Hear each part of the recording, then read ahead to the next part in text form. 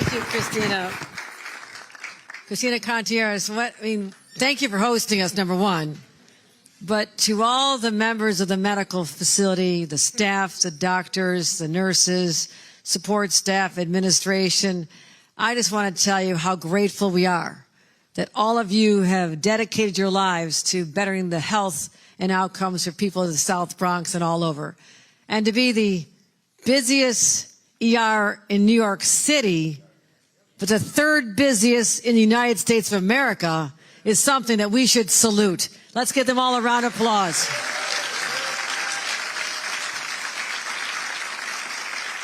Cassandra Howell, our Chief Operating Officer, I want to thank her. You'll also be hearing from one of our constituents here, a Medicaid recipient, Ms. Martinez, who will be joining us in a few moments. All my partners in government, state officials have been recognized. I see you so often. City Council member, we have Gail Brewer here, I noticed, probably some others, our City Council members, my administration, many people from my administration are here, and all my partners. Also an individual who's a tireless fighter for the South Bronx and beyond. You are so blessed to have represent you in the powerful halls of Washington in Congress. Your Congressman, Richie Torres. Let's give him another round of applause.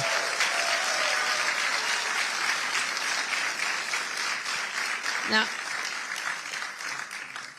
I just have a few observations.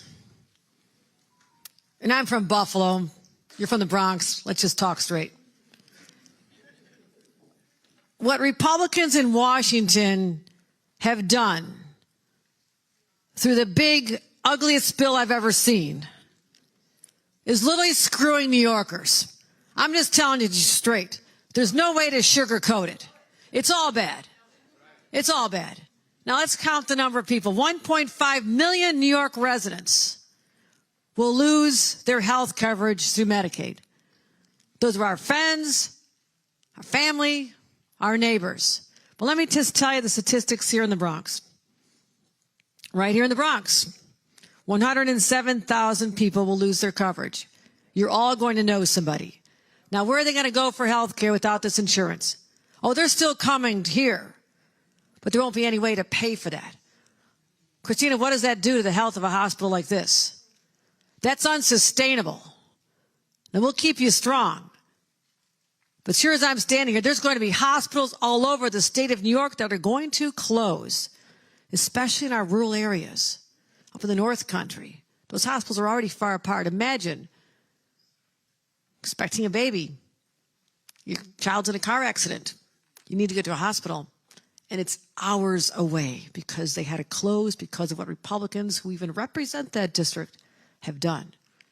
That's what we have to contemplate. And let's talk about another issue that's so important. Feeding children. And this is America. We're a very rich country, right? We should at least be able to feed our babies. And I've take this so personally. My daughter has a new baby, 5 weeks old yesterday. She sent me another picture today of her feeding the baby a little bottle. She doesn't have to worry about whether she can afford that formula because we can take care of it.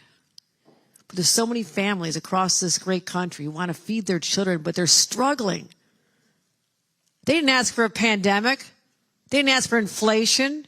They didn't ask for tariffs to drive up the cost of everything. And by the way, what we promised, lower prices day one of the Trump administration? No. They're going way up. So my daughter can take care of her baby, but families here in the Bronx are going to be struggling because they count on the SNAP programs that feed our children and our families.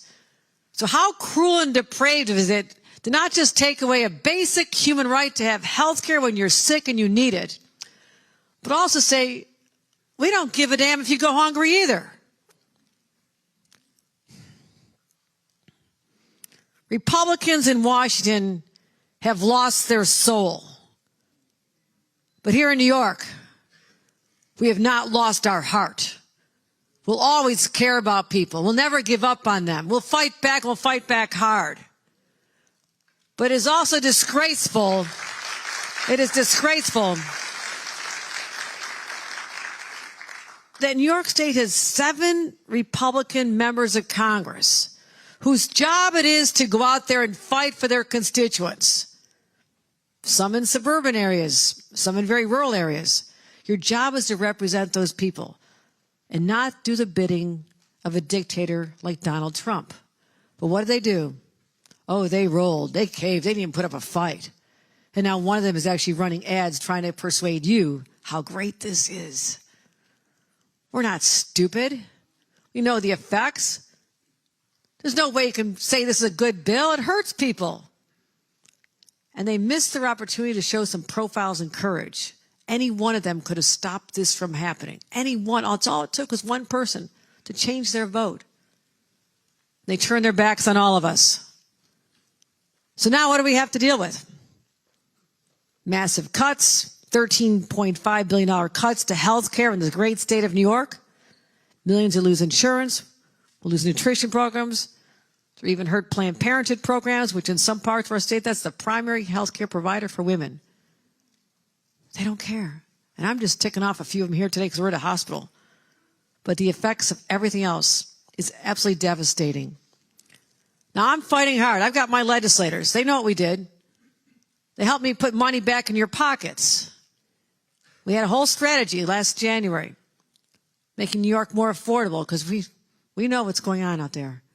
People are working harder than ever before, and they're falling further and further behind.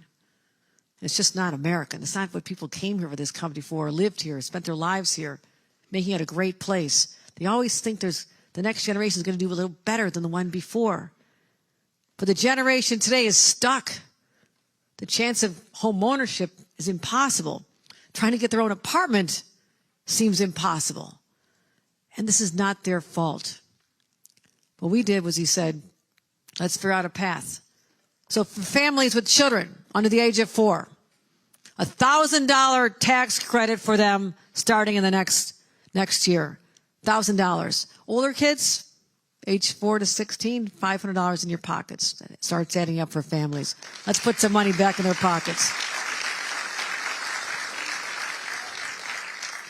Also, because there's so many children that need assistance paying for school lunches, those kids are stigmatized. They stand out. Everybody knows that they're the ones, the parents who can't afford to feed them, and so we have to. That creates a stigma for those children that lasts with them a lifetime. And why do I know that? I was on Long Island talking about this. A Republican state senator came up to me, and he says, what you're doing by giving free lunches and breakfast to every child in the state of New York is transformational. And I was surprised to hear that. I said, why? He says, I was that kid. I skipped lunch every day because I was too embarrassed to get in the line for the kids with subsidized meals. And you're changing people's lives, giving them dignity back. So free lunches starting this fall, free breakfast, so no child will go hungry in our school system. So you can do what you want in Washington, but I'm feeding our kids. I fed kids my entire life. I'm a mom. I know how to feed kids. But also, how we open up doors of opportunity for people. One of them is a college education. Why do I know this? My parents used to live in a trailer park in the shadow of the Bethlehem steel plant where my grandpa worked, my brothers worked, my dad worked, his brothers worked. Everybody worked at the steel plant. A little tiny trailer. But my dad, while he was working at the steel plant, was able to get a college degree at night. When he got that degree, he was able to start the path of getting his family that little tiny apartment where I came along. And little houses, success. And I want that opportunity available to everybody. But cost of tuition is too high, right? You try to just pay your utility bills, pay the rent. Think about possibly money for education for your own kids. I want adults who really want to do something different with their lives, to better themselves, to have more income earning power, to have that shot without being strapped with the high cost of tuition. So that's why starting this fall, we worked together at the legislature. We got this done. Free community college tuition picked up by the state of New York and all the other expenses that go along with it for adults 25 to 55 going into key professions where we have shortages of workers. This also helps our employers. Healthcare. Christina, you have shortage of healthcare workers here? You're going to see a lot more people coming in your door when this happens.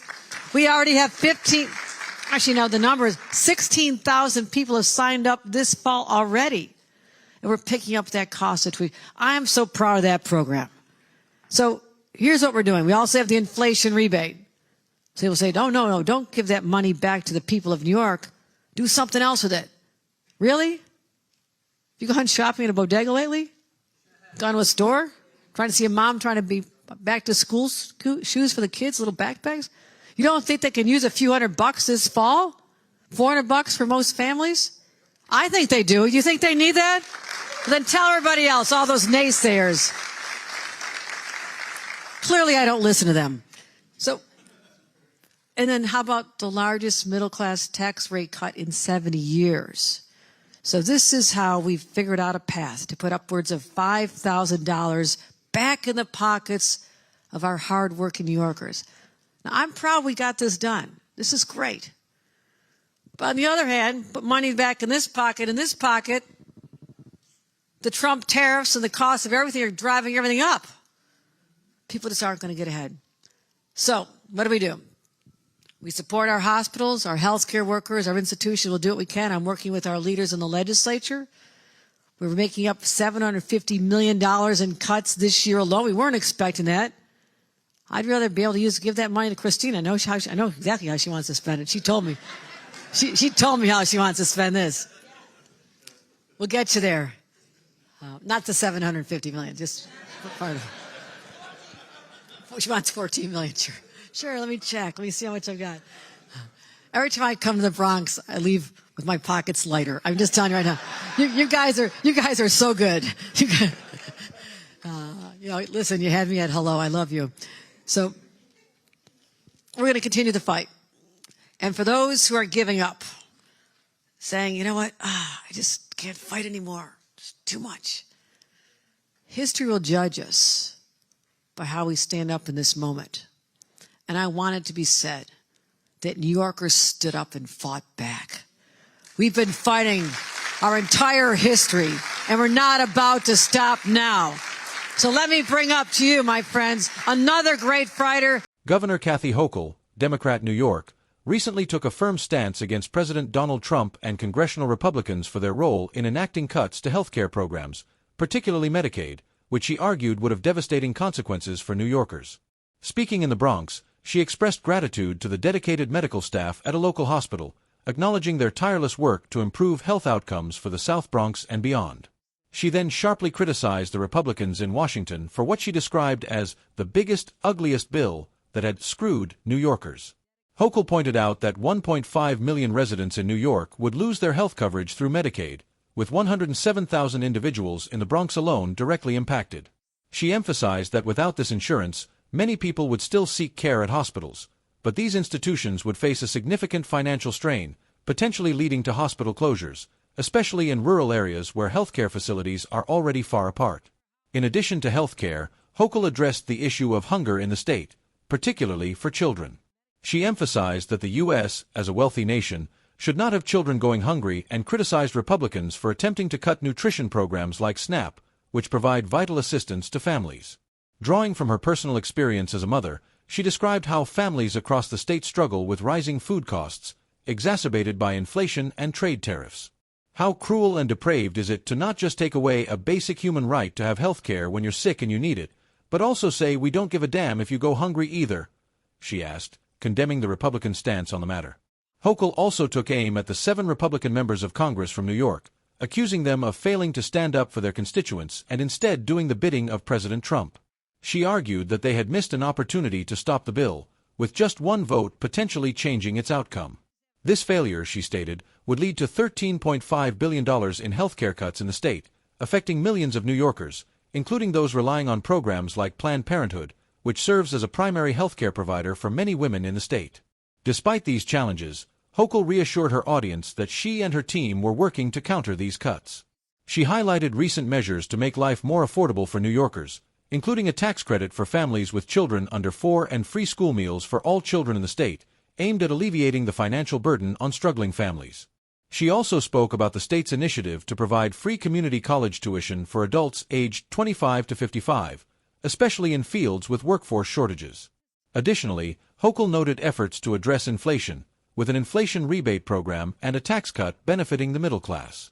These programs, she said, would put money back into the pockets of hardworking New Yorkers, helping to mitigate the economic hardships exacerbated by rising costs. In her concluding remarks, Hochul reiterated her commitment to fighting for New Yorkers, stressing that despite the setbacks, they would not give up the fight for health care, food security, and economic relief. She called on her supporters to continue standing strong, as history would judge them by how they responded in this critical moment.